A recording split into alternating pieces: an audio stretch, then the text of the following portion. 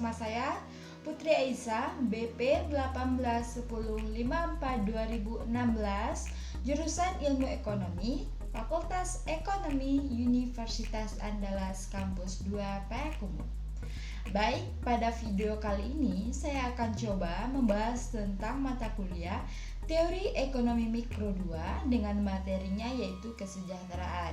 Baik, untuk teman-teman semuanya, sebelum saya lanjut materi pada video kali ini, untuk teman-teman semuanya jangan lupa untuk like, comment, share, and subscribe agar teman-teman dapat membantu membangun channel saya. Oke, langsung saja kita masuk kepada materinya yaitu kesejahteraan. Hingga saat ini, kita telah berfokus pada pertimbangan efisiensi Pareto dalam mengevaluasi alokasi ekonomi. Tetapi ada pertimbangan penting lainnya. Harus diingat bahwa efisiensi Pareto tidak ada hubungannya dengan distribusi kesejahteraan di antara orang-orang. Jadi teman-teman harus teman-teman harus ingat bahwa efisiensi Pareto itu tidak ada hubungannya dengan kesejahteraan di antara orang-orang. Nah, pada kesejahteraan ini pertama kita akan membahas tentang agregasi preferensi. Awalnya kita menganggap preferensi konsumen ditentukan oleh bundle barangnya sendiri. Tetapi kita akan memperluas konsep itu, kita akan memperluas hal tersebut dan kita menganggap setiap konsumen memiliki preferensi terhadap seluruh alokasi barang di antara para konsumen.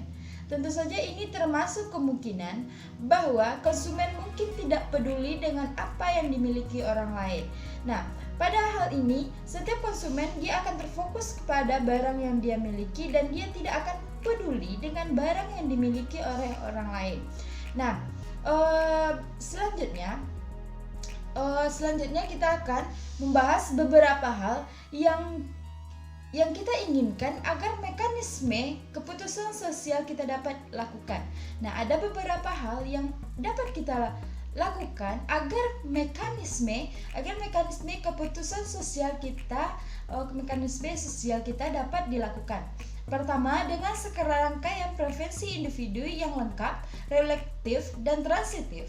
Mekanisme keputusan sosial harus menghasilkan preferensi sosial yang memenuhi sifat yang sama. Jadi preferensi individu yang lengkap atau mekanisme keputusan sosial harus menghasilkan preferensi sosial yang memenuhi sifat yang sama. Kemudian, jika semua orang lebih suka terhadap alternatif A daripada alternatif B atau kita sebut alternatif X, apabila orang lebih menyukai alternatif X daripada alternatif Y, maka preferensi sosial harus memberikan peringkat X di depan Y. Jadi pada hal ini X memiliki peringkat di atas Y. Ketiga, preferensi antara X dan Y harus bergantung hanya pada bagaimana orang memberi peringkat X terhadap Y. Nah, bukan pada bagaimana mereka memberi peringkat pada alternatif lain. Pada kali ini kita akan terfokus pada pemberian peringkat pada alternatif X dan alternatif Y, tidak pada alternatif lainnya. Ketiga persyaratan ini tampaknya lumayan masuk akal, namun sulit untuk menemukan mekanisme yang memuaskan mereka semua. Jadi setiap mekanisme tidak memastikan kita bisa memberi kepuasan kepada setiap orang atau kepada setiap individunya. Bahkan Kenneth Around telah menemukan hasil yang luar biasa. Kenneth Around telah memberikan hasil yang luar biasa, yang mana dia memberikan sebuah teori, yang mana teorinya yaitu teorema imposibilitas panah. Jika mekanisme keputusan sosial memuaskan properti 1, 2, dan 3, maka itu haruslah kediktoran semua perangkat sosial adalah peringkat satu individu. Semua peringkat sosial adalah peringkat satu individu. Jadi jika mekanisme keputusan sosial memuaskan properti atas individu atau alternatif 1, 2, dan 3, maka itu harus kediktatoran. Semua peringkat sosial adalah peringkat satu individu. Nah, kita materi pertama dalam kesejahteraan ini tadi kita membahas tentang agregasi preferensi. Nah, selanjutnya kita akan membahas tentang fungsi dari kesejahteraan sosial. Dengan preferensi masing-masing individu yang mana kita preferensi individu ini kita lambangkan dengan I atas alokasi, kita dapat membangun fungsi utilitas UI dikali X atau UI fungsi dari X yang merangkum penilaian nilai individu orang yang mana orang tersebut lebih suka X daripada Y. Jika dan hanya jika UI fungsi dari X besar dari UI fungsi dari Y, tentu saja ini sama seperti semua fungsi utilitas, mereka dapat diskalakan dengan cara apapun yang menjaga preferensi yang mendasar. Tidak ada representatif utilitas yang unik. Nah, selanjutnya, salah satu cara untuk mendapatkan preferensi sosial dari preferensi individu adalah dengan menambahkan utilitas individu dan menggunakan nomor yang dihasilkan sebagai semacam utilitas sosial. Nah, artinya kita akan mengatakan bahwa alokasi X lebih disukai daripada alokasi Y. Jika hal ini dapat dibuktikan dengan sebuah persamaan yang mana persamaannya adalah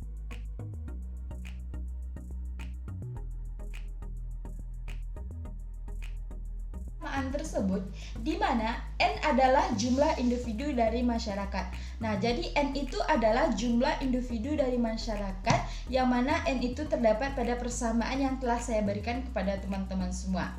Satu batasan yang lumayan masuk akal mungkin kita tempatkan pada fungsi agregasi adalah bahwa hal itu dapat meningkatkan utilitas masing-masing individu. Dengan begitu, kita harus yakin bahwa jika semua orang lebih suka X daripada Y, maka preferensi sosial akan lebih suka X daripada Y. Nah, ada nama dari sebuah fungsi agregasi semacam ini yang mana disebut dengan fungsi kesejahteraan sosial. Jadi fungsi agregasi semacam dengan fungsi kesejahteraan sosial. Fungsi kesejahteraan sosial ini hanyalah beberapa fungsi dari fungsi utilitas individu yang mana W di U1, U1X1 hingga UN dikali X, yang mana ini akan memberikan cara untuk menemukan atau memberikan sebuah peringkat pada alokasi yang berbeda yang hanya bergantung pada preferensi individu. Nah, dan ini merupakan fungsi yang meningkat dari utilitas masing-masing individu. Nah, dari hal ini kita bisa menemukan beberapa contoh yang mana satu kasus khusus yang disebut adalah jumlah dari fungsi utilitas yang mana persamaannya adalah sebagai berikut.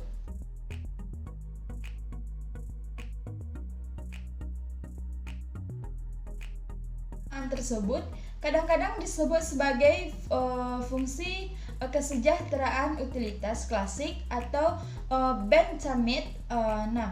Sedikit generalisasi dari formulasi ini adalah fungsi kesejahteraan jumlah utilitas tertimbang. Jadi ada sedikit perbaikan atau generalisasi dari persamaan tersebut yang mana persamaannya adalah sebagai berikut.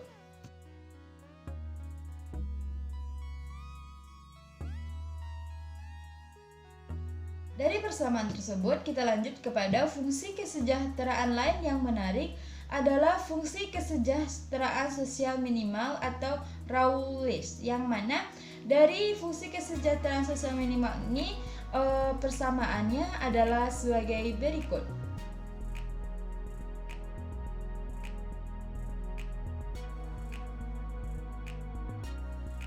Fungsi kesejahteraan ini mengatakan bahwa kesejahteraan dari alokasi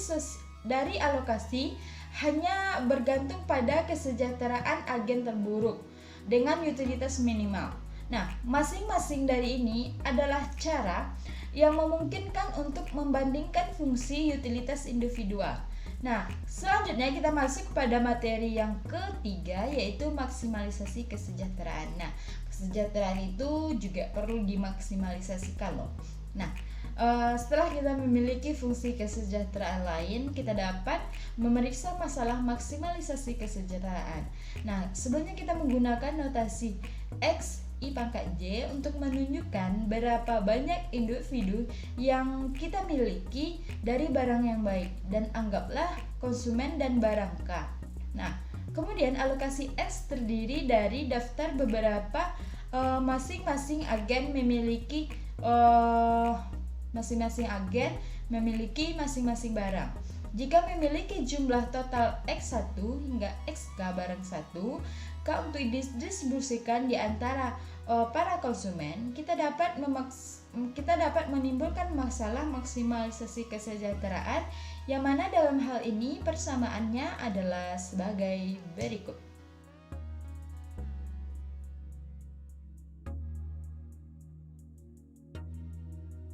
Kita dapat menggambarkan situasi ini di mana himpunan U menunjukkan himpunan utilitas yang mungkin dalam kasus dua individu. Set ini dikenal sebagai set kemungkinan utilitas. Batas himpunan ini, batas kemungkinan utilitas adalah himpunan tingkat utilitas yang terkait dengan alokasi efisiensi Pareto.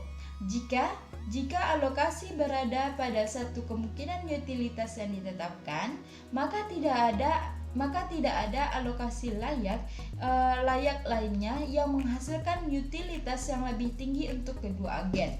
Nah, dari hal tersebut ada sebuah kurva yang mana kurvanya adalah sebagai berikut.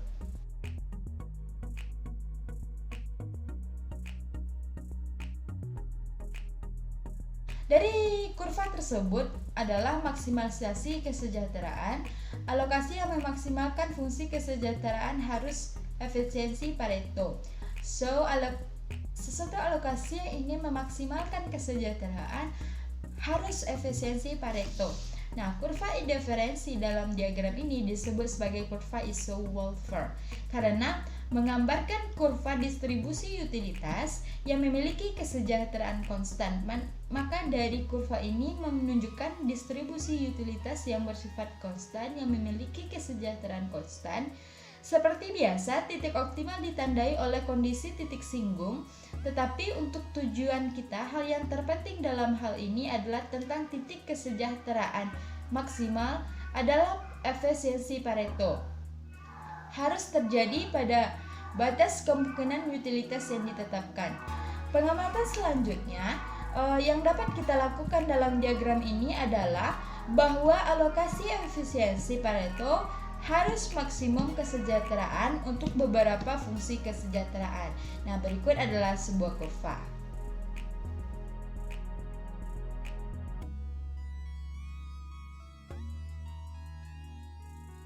Dari kurva tersebut, maksimalisasi fungsi kesejahteraan tertimbang jumlah utilitas. Jika kemungkinan utilitas ditetapkan cembung, maka setiap titik efisiensi Pareto adalah maksimum untuk fungsi kesejahteraan utilitas jumlah tertimbang. Nah, teman-teman selanjutnya kita membahas tentang fungsi kesejahteraan sosial individualistis.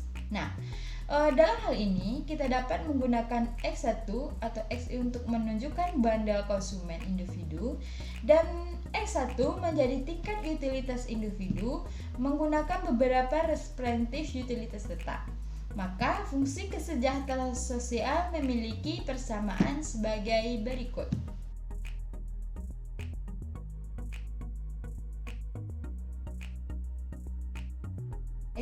Nah, fungsi kesejahteraan secara langsung merupakan fungsi dari tingkat utilitas individu, tetapi secara tidak langsung merupakan fungsi dari kumpulan konsumsi agen individu.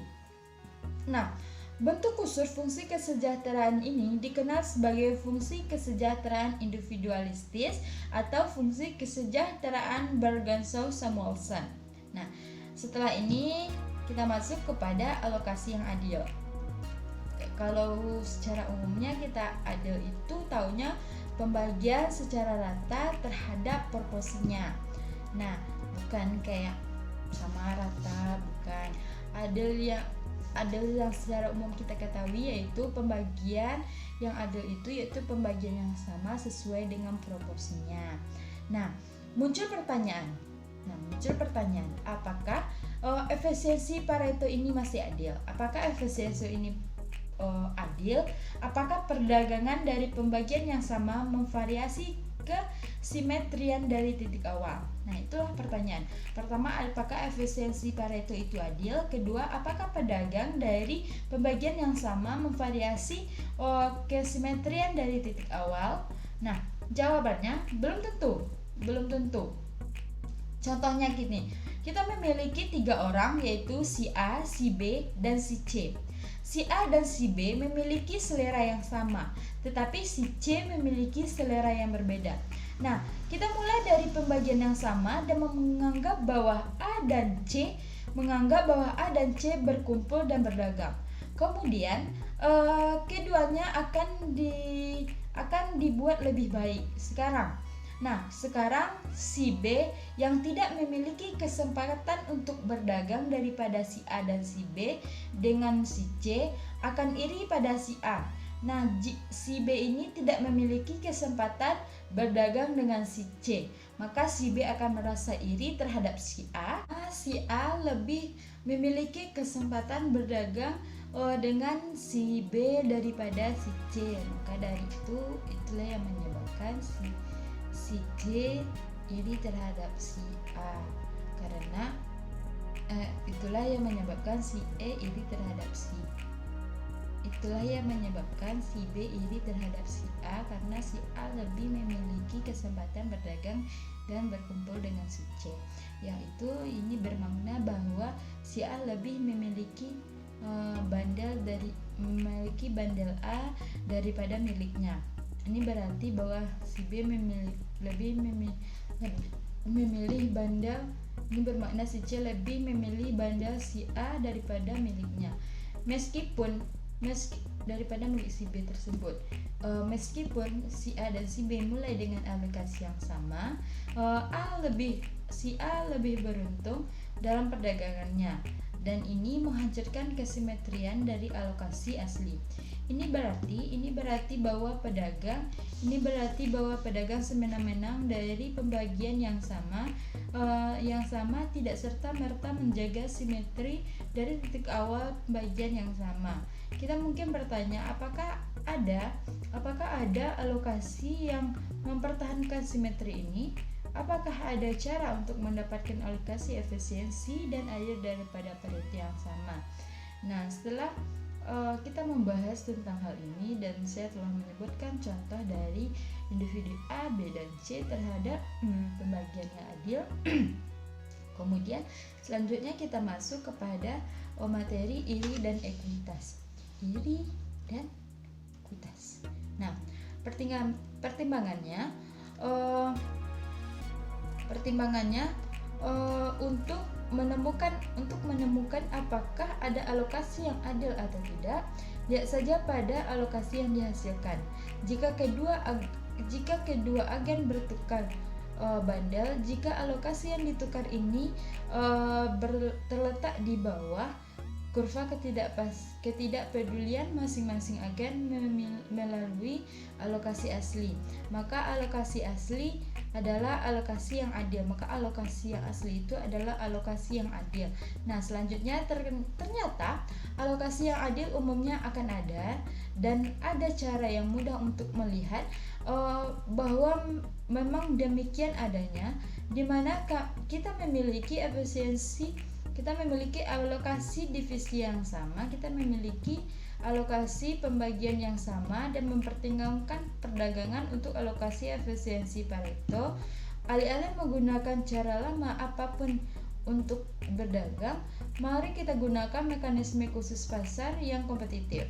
Ini akan memindahkan kita ke alokasi baru, di mana masing-masing agen memiliki bandel barang terbaik yang dapat dia setor dengan harga equilibrium P1 dan P2, dan kita tahu bahwa alokasi tersebut harus efisiensi Pareto. Nah, Eh, dari hal ini saya akan memberikan sebuah kurva atau gambar yang namanya gambarnya adalah sebagai berikut.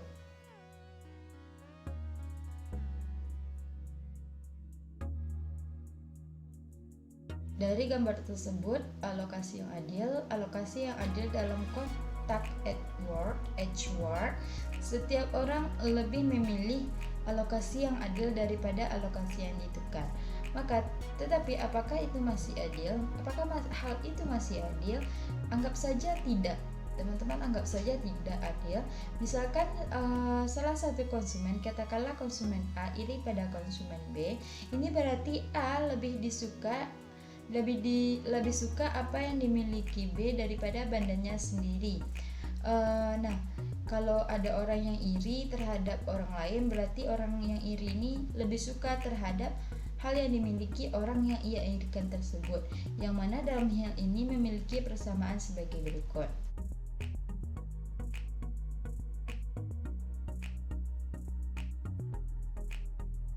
Nah, itulah persamaannya.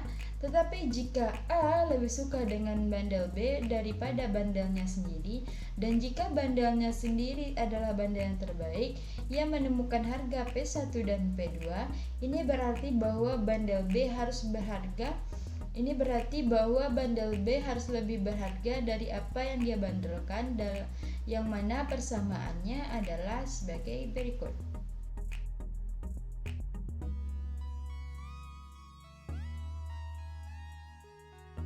Nah, dengan hipotesis A dan B dimulai dengan bandel yang persis sama, yang hampir mirip, karena mereka melalui dari pembagian yang sama. Jika A tidak dapat bandel B, maka B juga tidak bisa mendapatkan bandel yang sama. Dengan demikian, jika A tidak dapat menemukan bandel B, maka bandel B tidak dapat mendapatkan bandel A. Nah, dengan demikian kita dapat menyimpulkan bahwa A tidak mungkin iri pada B dalam keadaan ini. Equilibrium kompetitif pembagian yang sama harus merupakan alokasi yang adil. Dengan demikian, mekanisme pasar akan mempertahankan jenis-jenis ekuitas tertentu jika alokasi asli dibagi rata, alokasi final harus adil.